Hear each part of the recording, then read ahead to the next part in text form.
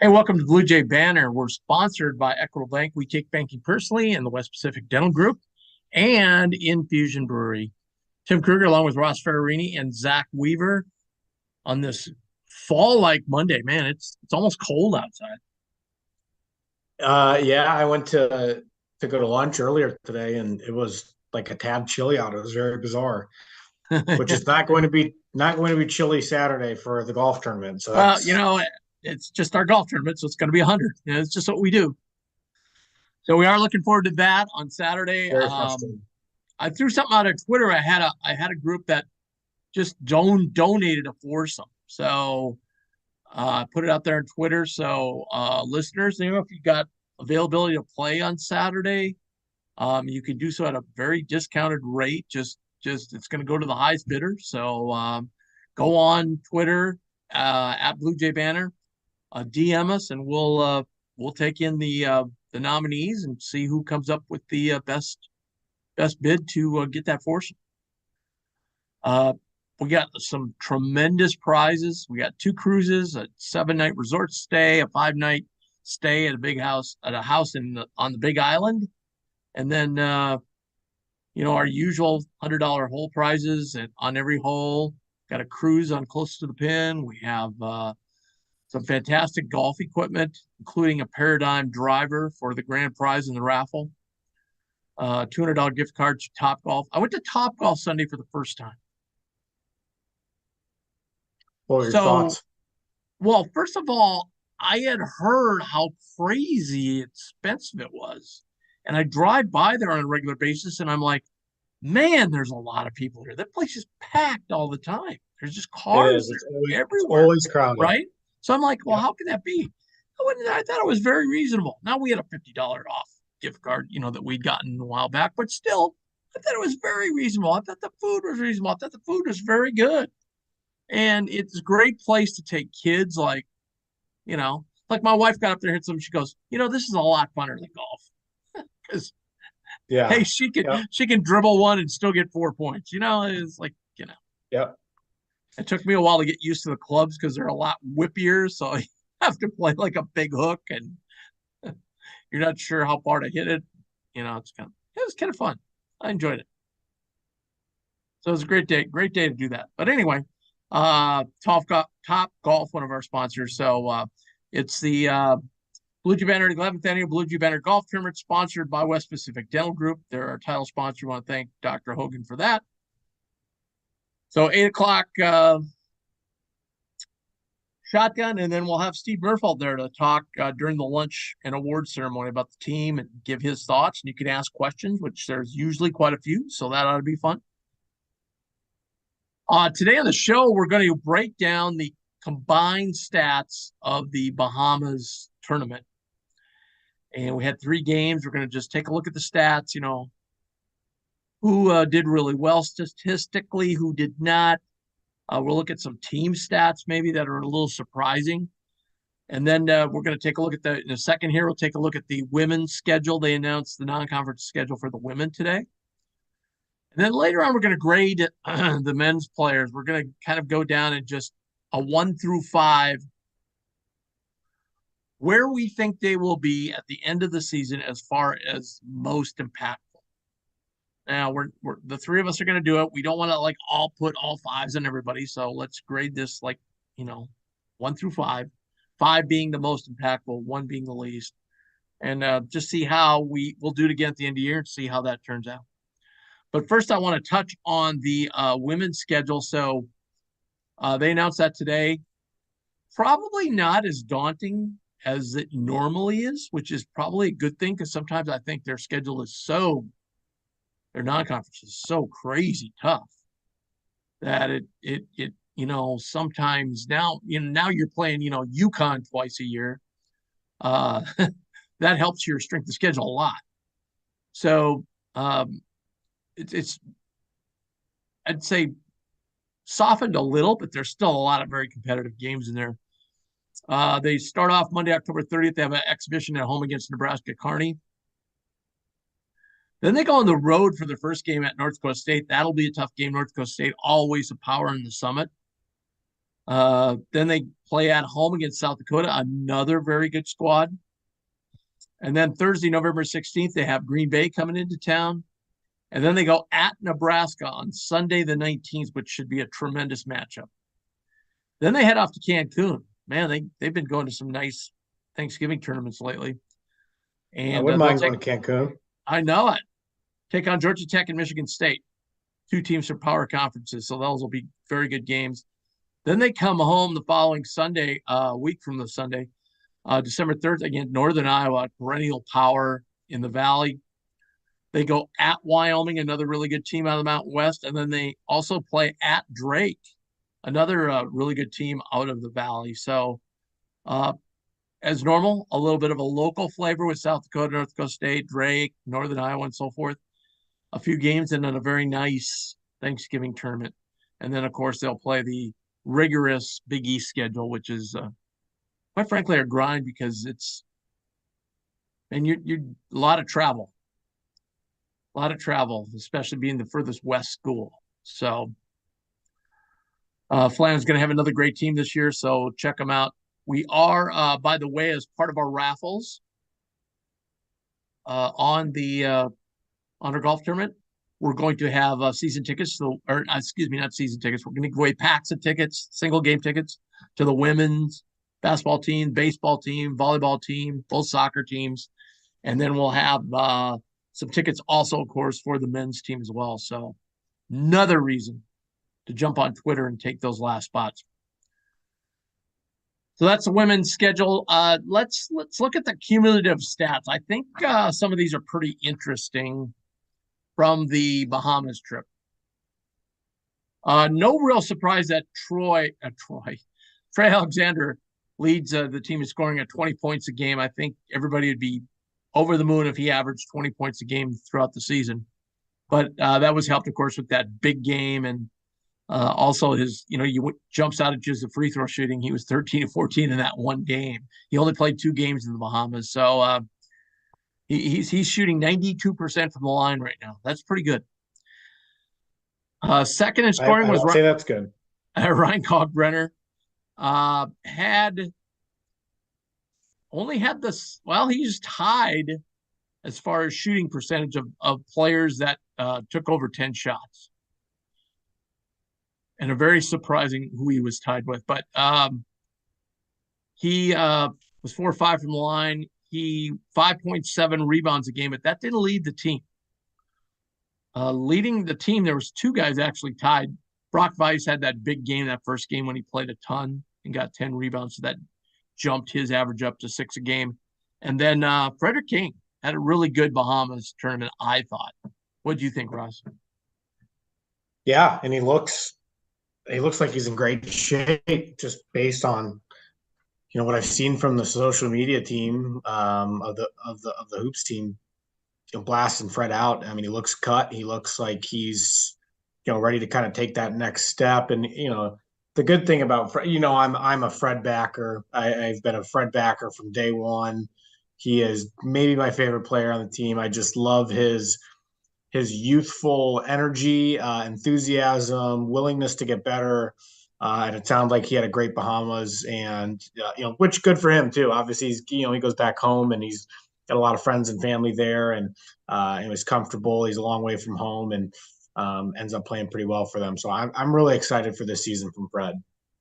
Yeah, he's one of the 4 double-digit scorers on average at 10 points a game, along with Baylor at 10 a game. But Fred leading the team in rebounding too with 6 a game. Next on the list, Mason Miller. Mason Miller averaged 5 rebounds a game, averaged 9 points a game. Real solid effort for Mason, because they were doing a lot of mixing, matching, putting him and Trout in there along with Jason Green, and then also moving Mason over to the 3. So I think he really thrived really well. I was talking with Coach Miller, his uncle little bit last week, and he said, yeah, he kind of really liked that, getting at that 3 spot, because I know when we recruited him, that was kind of like an area he kind of wanted to place him at. So I think he was really pumped Yeah. about that. A guy, a lot of people watching, Stephen Ashworth. He shot 34% from the field, only 25% from 3, but that was a 1 for 8 shooting that last game. So the previous 2 games he was 3 out of 8, so probably more along his average. A nifty free throw shooter, shooting 80%. He had 15 assists in the 3 games. Trey had 11. So between the 2 of them, they had 26 assists. So they averaged. Trey only played 2 games, so you average that out, 5 games between the 2 of them. That'd be 5 over almost 6 assists a game from your point guards. And I guess the one negative you'd look at is he had 8 turnovers and Trey had 6. So that's 14 turnovers by your point guards in 2.5 games, basically, because Trey only played 2. So that's probably something they're really going to have to clean up, especially when you consider the level of opponent they were playing. But it's not just those 2. There's some other guys that had significant turnovers. Baylor had 7. I'm sorry. Let me back up a second. Wipe that off the board. That was assists. 26 assists. They had 14 turnovers. Baylor had 7 too. So he was right. So those 3 guys, your main ball handlers, and of course your main ball handler is going to have more turnovers, but they had 21 turnovers between the 3 of them. So that's something the team has got to clean up. When you look at a team stat, an overall team stat, they've got some stats with the combined teams. We averaged 18 turnovers a game. Our opponents only had 16, so that's kind of concerning. If I gotta get that. 18 is quite a bit. Yeah, and again, I get it. You're just going out. You're not scouting. You're just going out and playing and pick up ball, kind of. And I get all that, but still, they've got to take care of the basketball better. Here's a guy. If I would have told you before the 3 Bahama games that this guy was going to lead the team, tie for the lead in the team in shooting percentage, I could have got mighty log odds on Jonathan Lawson. He was 7 for 11 in the 3 games of the Bahamas. So he's at 63.5%. He shot it great from 3. He was 6 of 10 from 3. Now, is that sustainable? I don't think so. He's not been that kind of 3-point shooter in his career. But boy, would that be a nice lift off the bench if he can come in and pop some 3s. The rest of the 3-point, rest of 3-point shooting. Mason was 6 of 12, real nice effort there. Baylor 7 of 17, and Trey was 5 of 13 of the main starters. Isaac, as we said, his stroke looks great. They're just not dropping. He was 1 of 6. Rebounding, he 3.7 a game. So you'd probably like to see a few more boards off him. But, when you look at your 4s, they averaged almost 9 rebounds a game combined. So that's pretty good from that 4 spot. We probably haven't had that rebounding production from that spot in a while like that. So that's excellent. What's great too is, the minutes were all distributed nicely. Only Trey played 25, Ashworth played 23. Everybody else was under 20. So nobody played too many minutes. So I think that's some of the concern the last couple of years, that our starters have played way too many minutes. Now, obviously, they're not going to get this big a blow once the season starts. But I think our depth did shine through, as we talked about Fred, we talked about Trout, we talked about Lawson. And obviously a guy we really didn't talk much about was Farabello. Farabello didn't take a whole lot of shots, but he was 4-9 from the field, 3-8 from 3. hey, that's better than what he shot last year. Yeah, he's a guy that really needs to kind of turn around the 3-point percentage this year. So, it seems like every now and then, you have guys whose role is really to just come in and shoot the ball well from three. And it just seemed like, maybe the pressure was getting to him a little bit in the sense of last year, coming in and everybody just expecting you to make shots, and you're not getting a ton of reps. You're not getting maybe more than 3, 4 shots a game, 5 shots a game, but he's shown the ability, as you know, Tim. So Sure. I would expect him to take a leap forward this year at that. I think even a way bigger positive for him in the 3 games, 9 assists, 0 turnovers. You like to see that. That is absolutely true. Now our point guards had 26 assists and 14 turnovers. Again, handling the ball a lot. Kalkbrenner, of course, we talked about the size advantage. He had 10 blocks in 3 games. And Fred actually, they only have him for one. I could swear he had more blocks in that games because he was kind of dominating in there for a while. But as far as the steals go, Ashworth had 5, surprisingly. I don't remember him getting that many steals, and Mason Miller with 4. So that's showing Mason's hustle. We've seen it before from him.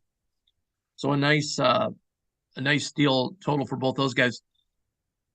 Creighton scored over 70 points in all but one quarter.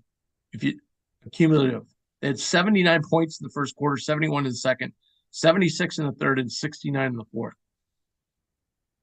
What does that average out to? About 27 a game, 27 a quarter. Yeah. Roughly.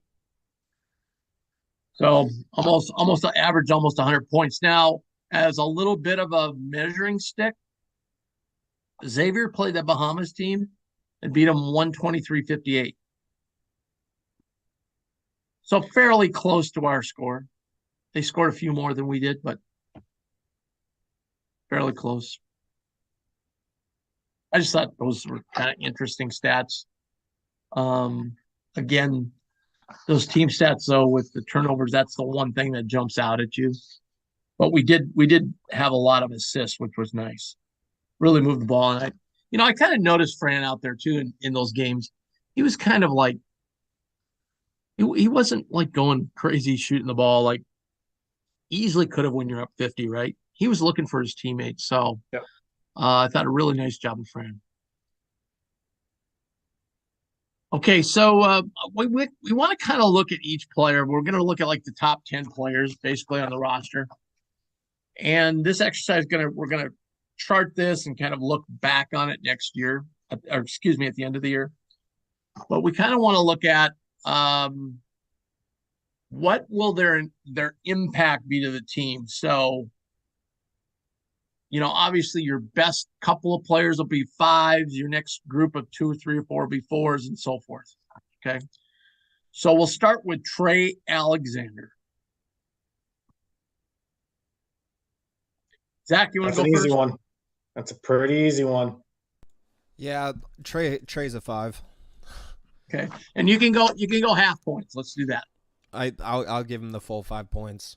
Trey might be a 6. Trey might be a 6, quite frankly. It can't be a 6, Ross. I don't know if you know. He's as big of a 5 as a 5 can possibly be.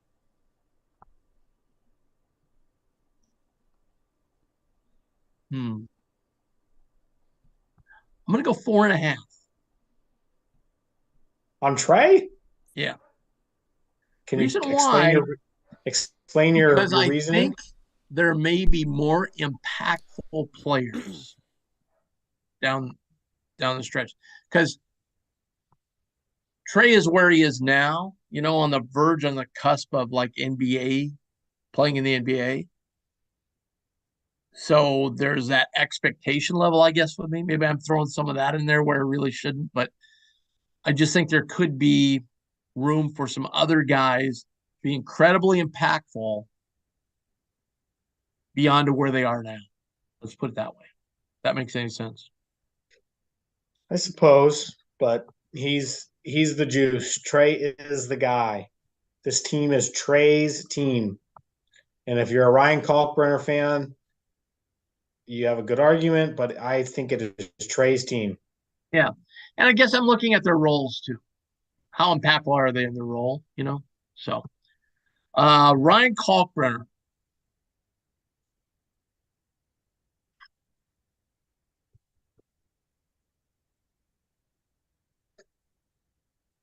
I'm gonna go. I hope he hits 5, but I'm gonna go 4.5 only because I'm not sure if he will have the impact that he wants to have from the shooting from the outside.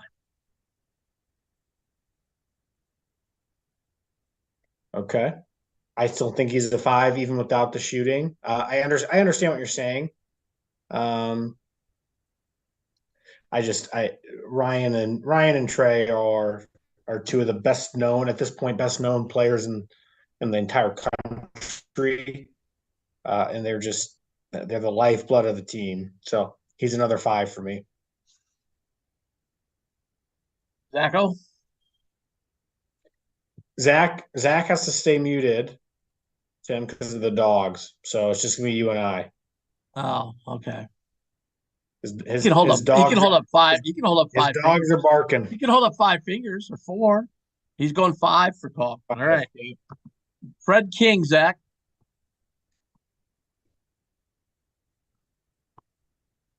5, 4, 4.5, 4.5. Got it. Ross? I'm gonna say 4. Although I love Fred, as you Fred all Hader? just heard. What's that? Fred Hader? I love Fred. I just think overall impact on the team, like if the way I'm reading how we're doing this exercise, like if Fred just has an okay year and doesn't perform as well as I think he might, um, I still think the team has a chance to be just fine. You know what I Yeah. mean? I guess you can interpret the scoring any way you want. So that's where we'll kind of be skewed a little bit. I'm going to interpret like Fred is a good example. His role is to come in off the bench. Okay. And if Kalk were to be injured or sick or whatever, obviously start. But with his role off the bench, I think he's going to be incredibly impactful. I guess I would kind of correlate him to the backup Klingon for UConn last year when he came off the bench. He was incredibly impactful or a backup, you know. So that's I'm giving Fred a 5. He's a better player than Fred too. I mean, at this stage, I mean, Klingon is expected to be one of the better, one of the better bigs in the country this year. I'm going to say show me on that one. I mean, yeah, I'm not as high on him as a lot of people. All right. It's a little different when you had, it's a little different for Fred if Kalk wasn't there. You know what I mean? Like all of it's on your shoulders now.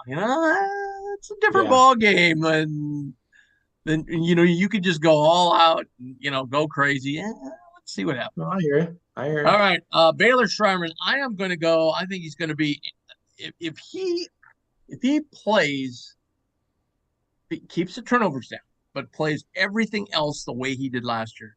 It's a 5. I would agree with you. I would agree with you. You know what? I'm going to go 4.5 because oh God, actually, I'm waffling now. I'm going to go with you 5. I think he's just as important to this team as Trey and Kalkar. Zach? No, I'll agree with that. Just at 6'7", the way he shoots, that he can just get a rebound and go. There aren't very many of those guys in the country. So I'd say that he's a 5 as well. So I'd have the 3 returning starters all at 5s. 5s. Okay. Mason Miller. This is an interesting one. Very interesting. Right. The first, we're projecting here, but the first thing is how many minutes a game is he going to get, right? That's going to be the first thing. If you kind of got to like, if you think he's going to get a lot of minutes or just under 20 or, you know, Yeah, that's a hard one because you just, yeah, exactly. You don't know. You don't know on the injury status with Mason always. I'm going to go three. I think Mason. I, I think he can do a lot of really good things out there. I think he can help us. It's just there's too many unknowns as far as the injuries are concerned. How many minutes he's going to get at the four compared to somebody like an Isaac Trout. I just, I'm going to go with three. I'm going to go 4. Zach? 4? All right. Stephen Ashworth, another tough one. That is a tough one. Um,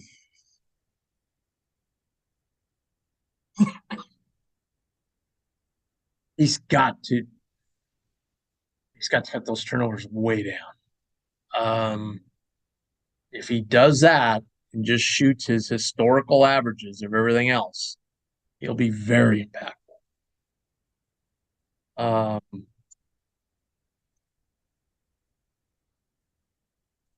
mean, I just it's only 3 games, but I mean, I didn't see, you didn't see like the lob like you did with R2 with him, but you did see some really nice like backdoor passes and fast break passes and things maybe R2 didn't do. Yep. I'm gonna go 4. I'm gonna go 3.5 on Steven. And the reason is I think Steven's going to help us a lot, or at least that's the expectation, obviously. If Steven's just okay, I think we have enough there with those big three that we might be in okay shape with those big three. And let's say Fran takes another step and Fred takes another step off the bench. I think we'd be okay if Ashworth was just okay. Right. Zach, 3.5. All right. Jonathan Lawson. Also an unknown. Yes. I don't want my point to be a reflection on what I think he could or could do. I just think there will be times where he will struggle with just the system and everything else. So I'm going to put a 2.5.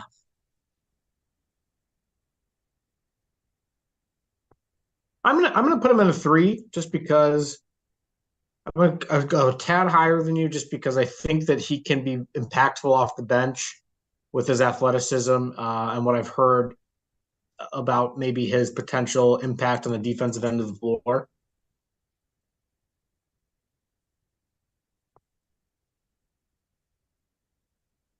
Three for Zach. All right. I said we do 10, so that's 7. So we got 3 more. So Isaac Trout, certainly somebody we got to talk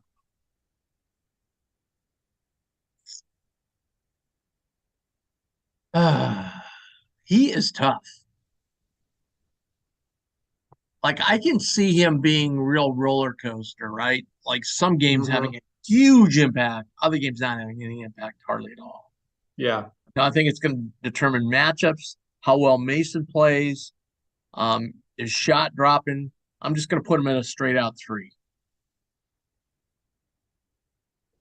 Yeah, that feels about right. I might go 3.5 just because I think everybody's been a little bit, everyone that's seen him has been a little bit surprised at his size and his ability to shoot the ball. So I think he kind of, to your point though, a little bit, I think there will be games where he will end up being really impactful.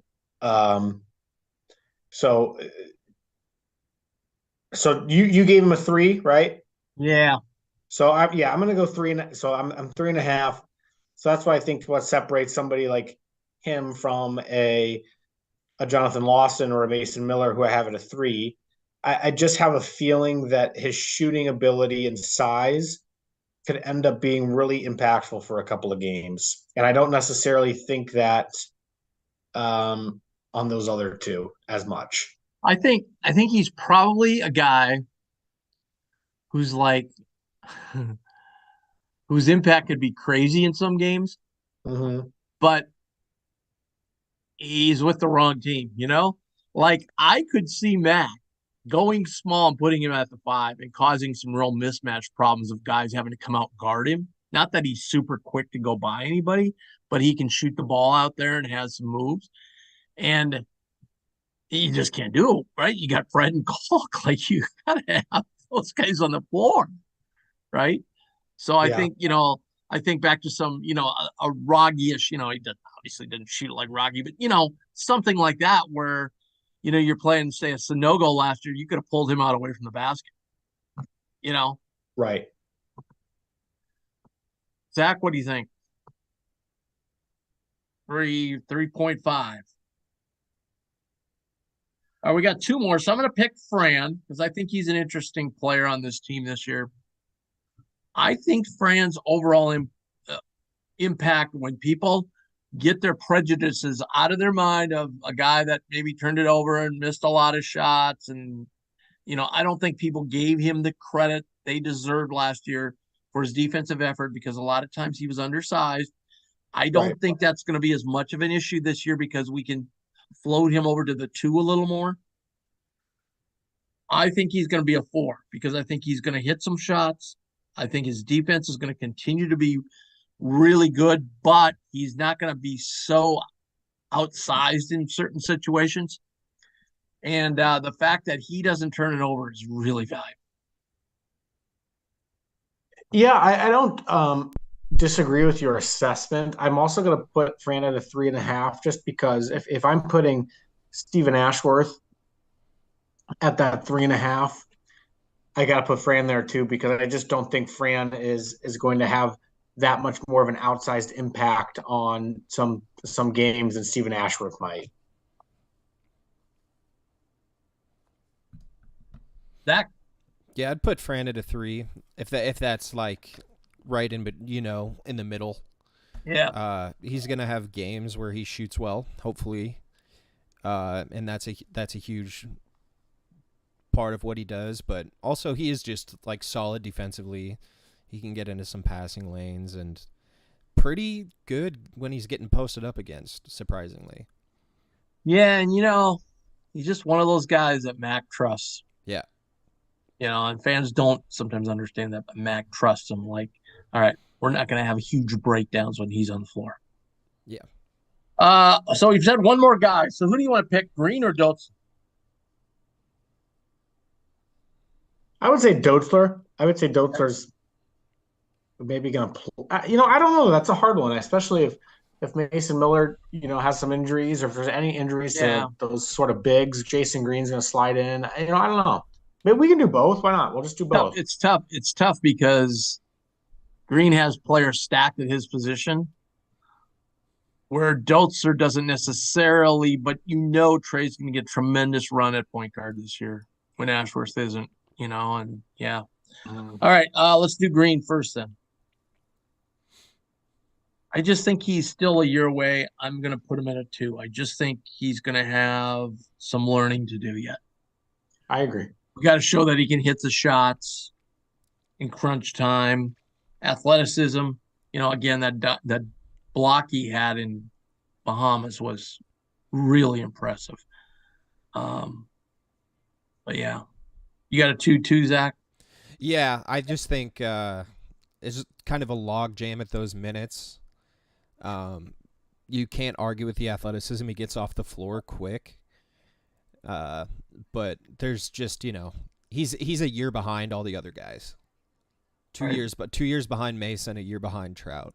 Or I guess, no, him and Trout will be on the same path. But yeah, but Trout kind of has a more polished offensive game.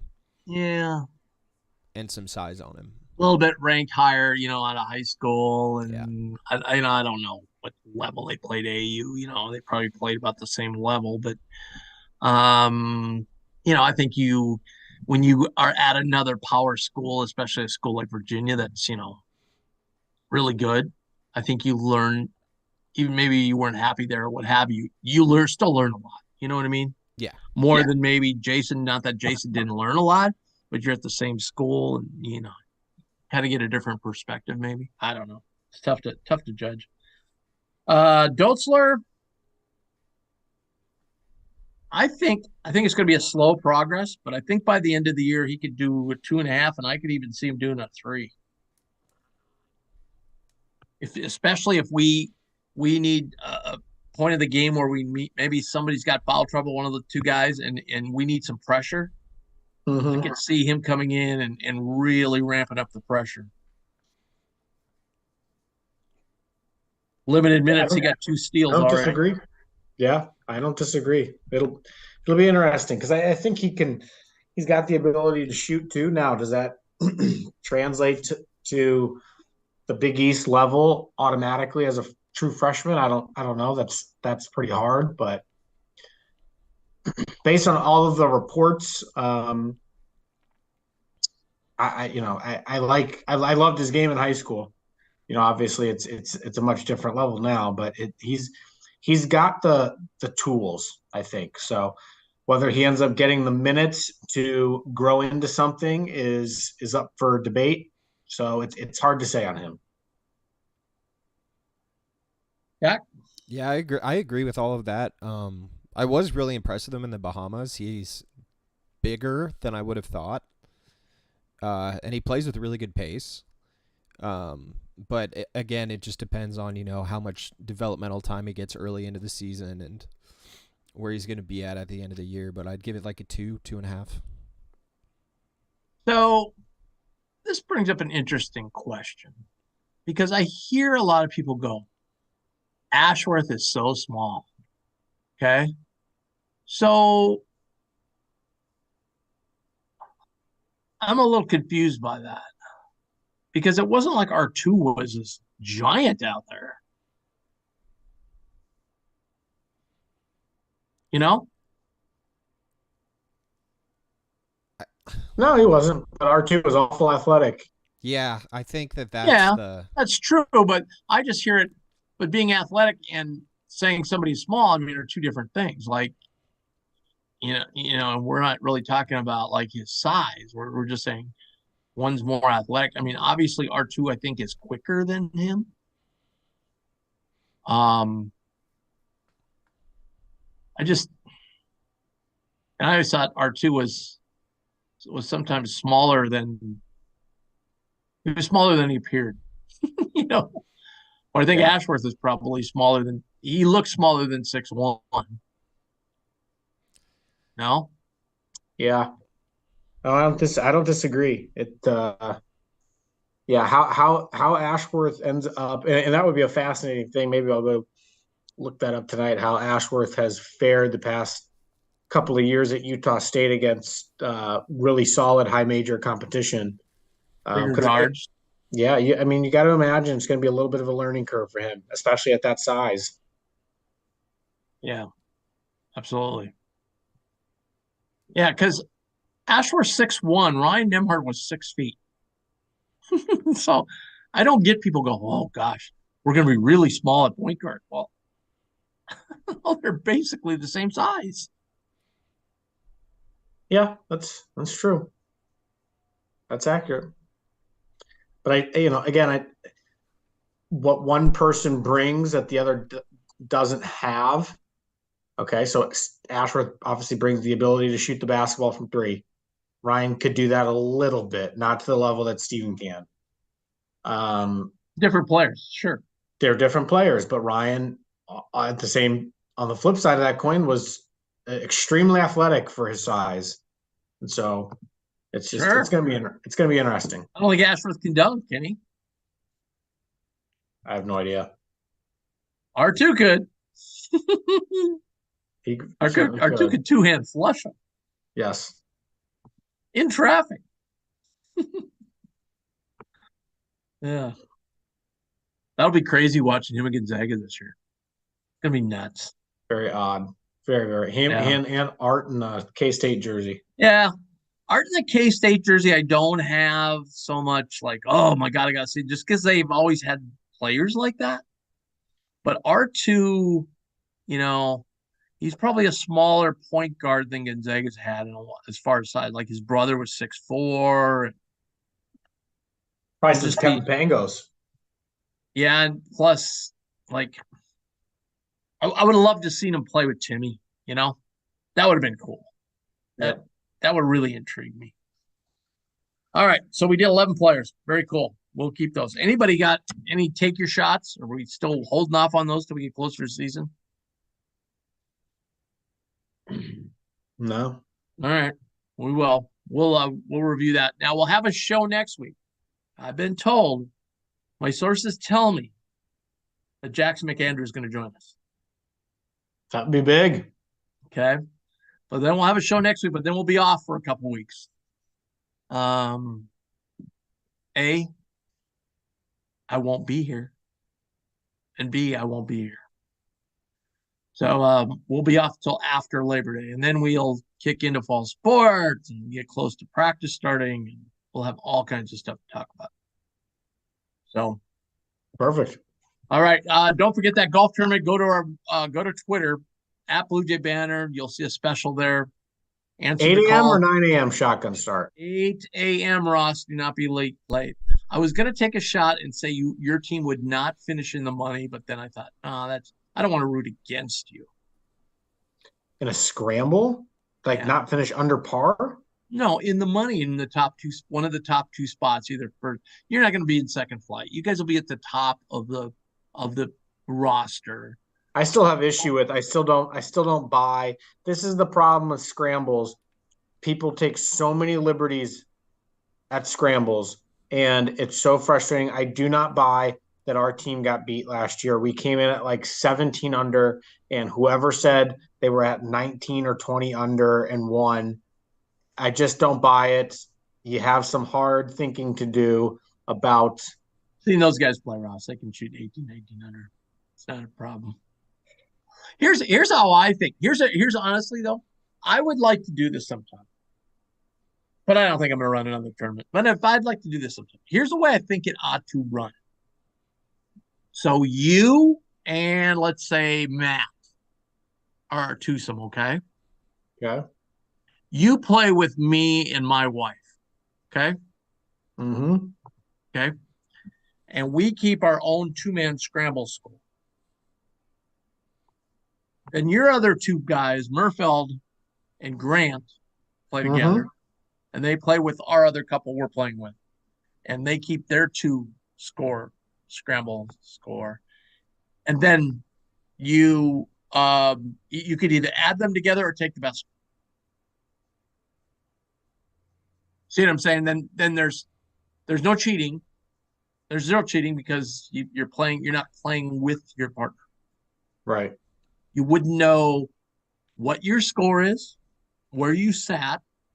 So, there's guys that let's not play too well. Let's try and win the second flight, type thing. So you wouldn't be able to do that because you have no idea. Now, what would kill is me with my wife, we're probably not going to use her shot very often. So that's going to hurt. Yep.